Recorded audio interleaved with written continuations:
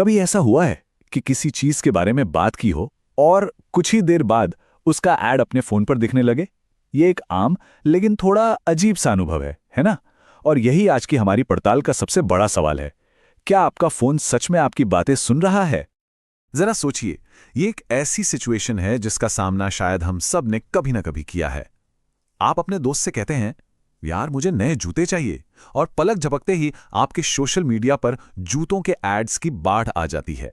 तो सवाल यही उठता है, क्या ये महज एक कोइंसिडेंस है, या फिर हमारी टेक्नोलॉजी इतनी एडवांस हो गई है कि हमारे डिवाइसेस हमारी प्राइवेट कॉन्वर्सेशंस को सुन रहे हैं?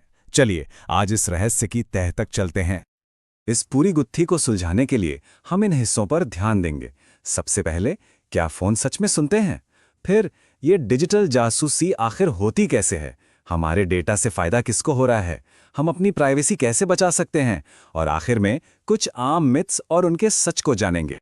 तो चलिए अपनी पड़ताल शुरू करते हैं इस पहेली के पहले और सबसे जरूरी हिस्से से, कि ऐप्स को हमारे फोन के माइक्रोफोन का एक्सेस आखिर मिलता कैसे है। हम सबके स्मार्टफोन में फेसबुक, इंस्टाग्राम, व्हाट्सएप जैसी ढेरों ऐप्स होती हैं। जब हम इन्हें इंस्टॉल करते हैं तो ये माइक्रोफोन की परमिशन मांगती हैं, और जैसे ही हम अलाउ पर क्लिक करते हैं हम असल में उन्हें अपने फोन का माइक्रोफोन इस्तेमाल करने की इजाजत दे देते हैं। अब इसका मतलब ये नहीं है कि ये ऐप्स हमारी हर एक बात 24 घंटे सुन रही हैं। नहीं, ऐसा नहीं है। वो असल में कुछ खास ट्रिगर शब्दों का इंतजार करती हैं। जैसे ही हम हे गूगल या अलेक्सा कहते हैं, वो एकदम से एक्टिव हो जाती हैं। और जैसे ही ये ट्रिगर शब्द सुना जाता है, डिवाइस हमारी आवाज का कुछ सेकंड का एक ऑडियो सैंपल रिकॉर्ड करके उसे अपने सर्वर पर भेजता है। वहां पर मशीन लर्निंग सिस्टम्स हमारे बोलने के अंदाज, शब्दों और हमारी पसंद नापसंद का एनालिसिस करते हैं। तो माइक्रोफोन की कहानी तो समझ आ गई, लेकिन रुकिए, ये कहानी सिर्फ यहीं तक सीमित नहीं है। अब हम अपनी जांच को डेटा ट्रैकिंग के उन तरीकों की ओर ले जाते हैं जो इतने साफ साफ नहीं दिखते लेकिन उतने ही पावरफुल हैं। कंपनियां हमारी एक डिजिटल पर्सनालिटी बनाने के लिए कई तरीके इस्तेमाल करती हैं।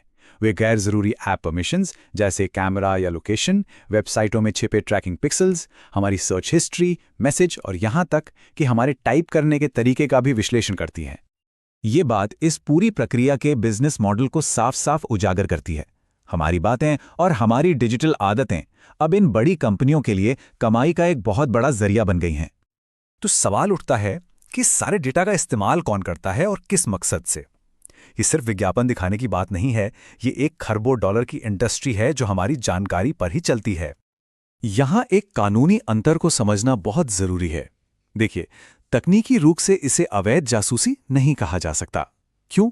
क्योंकि जब हम किसी ऐप को इंस्टॉल करते समय उसकी टर्म्स एंड कंडीशंस को एक्सेप्ट करते हैं तो हम खुद ही उन्हें अपना डेटा इकट्ठा करने की परमिशन दे देते हैं। लेकिन सच्चाई तो और भी हैरान करने वाली है। लगभग 90% लोग इन लंबे चौड़े नियमों और शर्तों को बिना पढ़े ही अलाउ या एक्सेप्ट पर क्लिक कर देते हैं। हम ये समझे बिना ही सहमति दे देते हैं कि हम आखिर किस चीज के लिए हां कह रहे हैं।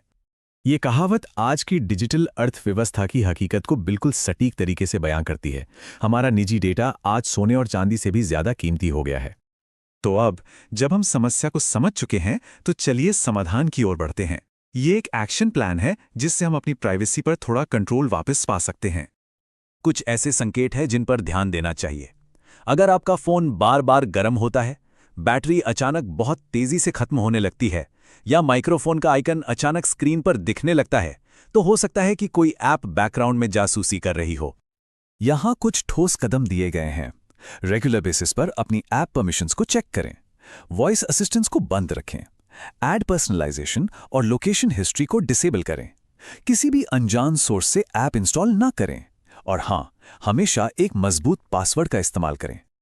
चलिए अब इस पूरी कहानी को समेटते हुए कुछ आम मिथ्स और उनके सच को आमने सामने रखते हैं ताकि कोई कंफ्यूजन ना रहे। एक बहुत ही आम धारणा है कि हमारा फोन हर समय सब कुछ सुनता है, लेकिन सच ये है कि ये सिर्फ ट्रिगर शब्दों के बाद ही सुनता है। इसी तरह वीपीएन हमारी लोकेशन तो छुपा सकता है, लेकिन डेटा कलेक्शन को पूरी तरह नहीं रोकता। और हां, माइक बंद करने के बाद भी कुछ ऐप्स बैकग्राउंड में पहले से कलेक्ट किया गया डेटा भेज सकती हैं। अंत में ये याद रखना जरूरी है कि टेक्नोलॉजी एक दो-धारी तलवार की तरह है। यह हमारी ज़िंदगी को बेहतर बनाने के लिए है, लेकिन इसके इस्तेमाल में सावधानी बरतना भी उतना ही ज़रूरी है। तो असली मुद्दा डरने का नहीं, बल्कि एम्पावर्ड और अवेयर बनने का है। सवाल ये नहीं होना चाहिए कि कौन सुन रहा है, बल्कि ये होना चाहिए कि हम खुद कितने सतर्क और जागरूक हैं। तो अपनी प्राइवेसी को सुरक्षित रखें, स्मार्ट तरीके से तकनीक का इस्तेमाल करें और इस डिजिटल दुनिया में सुरक्षित रहें।